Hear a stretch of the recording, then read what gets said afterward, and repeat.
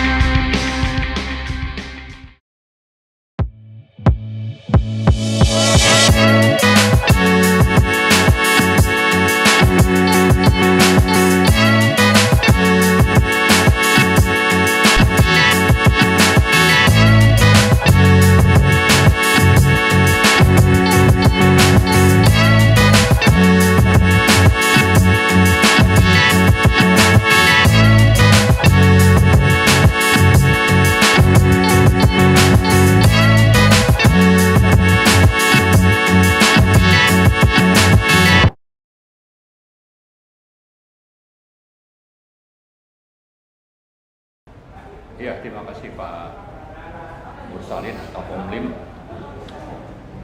Sebetulnya yang paling mendasar adalah tadi kalau bicara komitmen negara-negara, itu targetnya di 2060 itu target seluruh dunia itu zero emission istilahnya. Jadi tidak ada lagi emisi gas rumah kaca atau emisi karbon.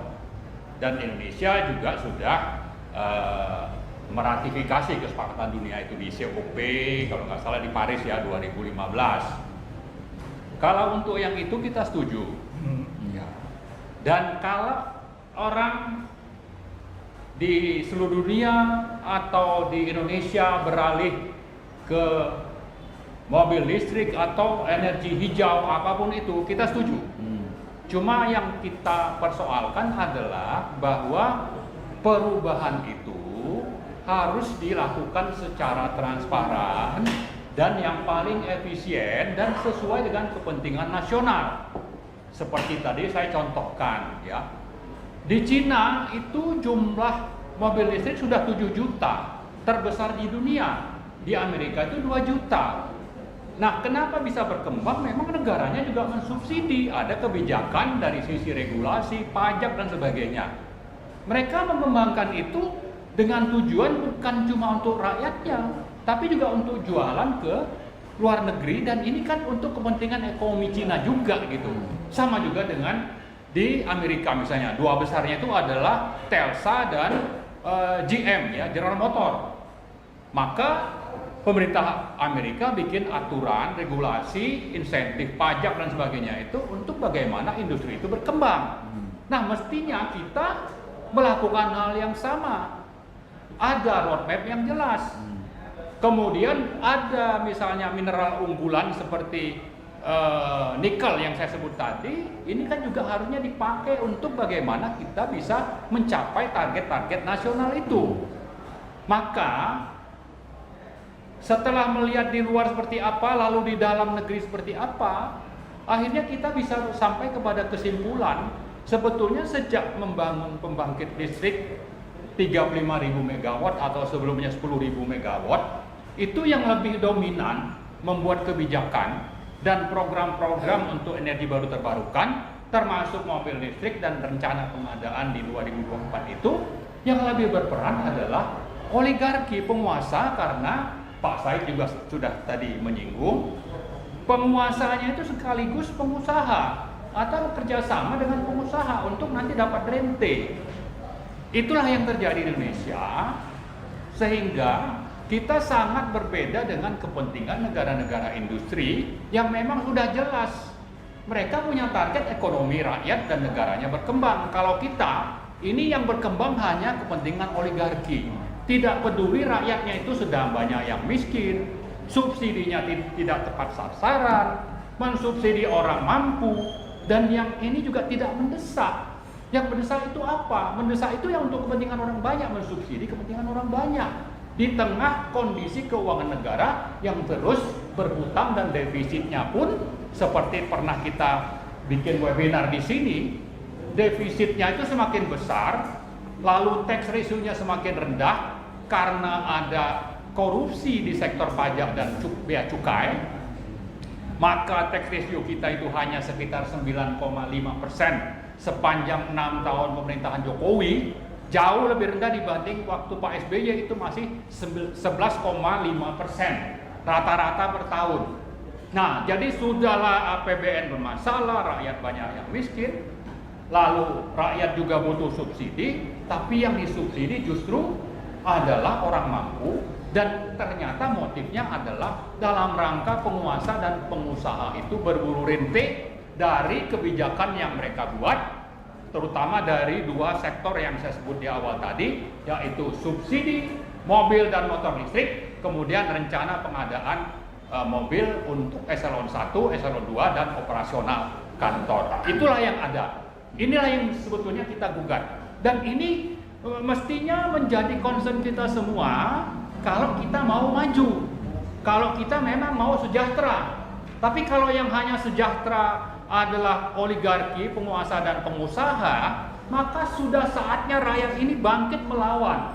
Mari sama-sama kita lawan kebijakan yang syarat dengan kepentingan oligarki ini, karena mereka terus berlanjut. Saya sebut tadi mereka mulai dari proyek 35.000 megawatt.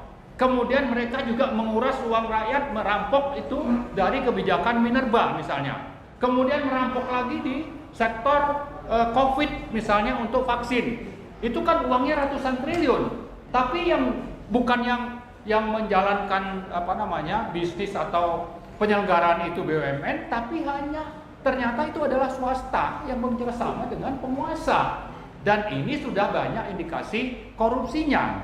Itulah yang terus berlanjut. Karena itu mari sama-sama kita lawan ini rezim supaya berhenti, supaya kita tidak menjadi pecundang yang hanya dihisap oleh oligarki dari tahun ke tahun. Dan mereka bisa klaim bahwa ini dalam rangka mitigasi perubahan iklim, bahwa ini untuk kepentingan orang banyak. Lalu sini yang protes itu datangin saya, seperti Luhut bilang gitu kan. Ini mentang-mentang berkuasa, dia pikir dia akan terus berkuasa gitu. Ya kan, padahal dia kebijakannya itu untuk kepentingan pribadi atau kepentingan kelompok dan kepentingan oligarki. Rakyat sudah tahu ini. Anda jangan mentang-mentang ya, jangan arogan untuk terus menantang-nantang orang. Sama juga dulu waktu proyek reklamasi. Waktu Anies protes, dia juga minta bertemu dengan Anies. Siapa tapi Luhut. Siapa tapi ternyata kan sebetulnya Anies bisa menjalankan program Pemda DKI sehingga proyek reklamasi dihentikan kecuali yang sudah keburu di reklamasi, sehingga itu terpaksa diteruskan. Tapi itu peran Pemda kan juga cukup banyak. Nah, orang seperti ini ya, saya kira memang sudah saatnya untuk dihentikan rakyat ya. Sudah saatnya kita melawan Luhut ini. Kita ingatkan kepada partai-partai, orang-orang yang ada di DPR, fraksi-fraksi itu, supaya bersikap. Jangan justru ikut-ikutan menguras atau merampok APBN ya, atas nama sesuatu yang sebetulnya rakyat sudah tahu bahwa itu hanya kamuflase atau manipulasi kebijakan. Ya. Terima kasih, Pak. Baik, saya sedikit saya tambahkan. Tadi kan China katanya sudah banyak ini sekali ya. Ya. Salah satu terbesar lah ya mobil listrik. Ya. Kesatu mereka memang punya industrinya, Ya. industri mobilnya. Ya. Dan kedua juga pembangkit listrik di China itu adalah 47,3% adalah renewable, Ya. adalah EBT, Solar. Ya. sehingga ya solar dan sebagainya semua, sehingga listrik yang dipakai oleh mereka itu adalah carbon footprintnya itu sangat rendah sekali kalau dibandingkan dengan kita. Karena apa? Karena dari itu pun itu banyak sekali dari gas. Jadi dari batu baranya itu sangat sedikit sekali persentasenya. Nah ini yang perlu juga menjadi perhatian. Jadi bukannya hanya insentifnya saja yang harus dilihat, tetapi juga bagaimana jejak dari emisi karbon itu harus dipelajari gitu.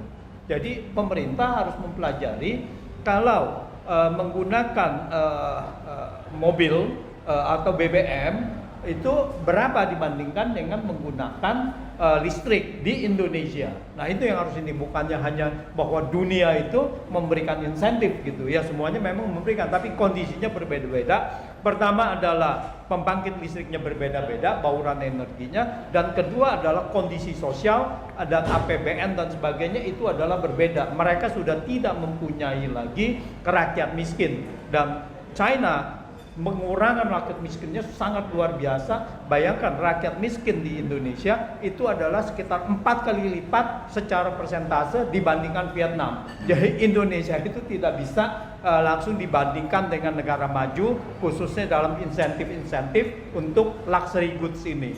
Terima kasih.